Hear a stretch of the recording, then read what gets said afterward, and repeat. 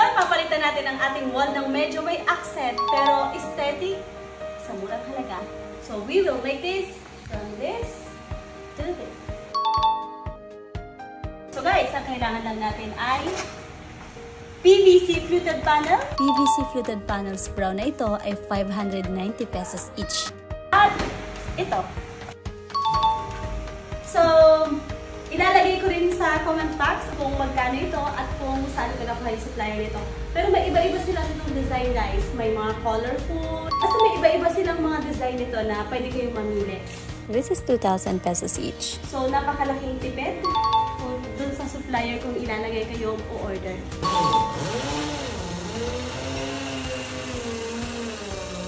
Nagtatanggal pala muna namin ang aming mga portrait para palitan.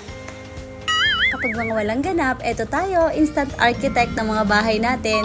Ngayong bakasyon ng kids, sulitin natin ang ating mga time sa pag-DIY ng ating mga kabahayan. Ako nga pala ang architect nito ngayon for today's video. So, hilig ko talaga gumawa ng mga tipid pero ganda projects. Marami na rin kasing idea online. Kaya madali nang makaisip ng design na swak sa panlasa at bulsa.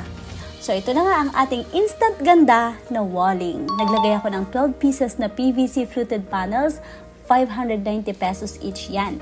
At 4 na peraso ng UV granite-like boards, 2,000 pesos naman ang bawat isa niyan. So, ang total lang nagastos ko pala dito guys ay 11,440 lang. Ang labor, free tayo dyan. Kasi tayo na to eh. Itabi mo, ako na. Accessories, galing lang sa mga extra stocks namin yan sa warehouse. Kaya ganito mga stick wells, itong mga rugby, and swak sa budget, ganda sa resulta. DIY wins na naman.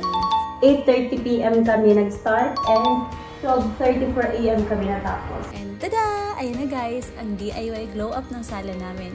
Lumiwanag siya, di ba? At lumuwag tingnan ang aming sala na hindi masakit sa bulsa. By yours truly lang yarn. For the affordability tayo dyan guys. Homey, masarap sa mata, pero hindi masakit sa bulsa. O ano, try mo na? Bye-bye!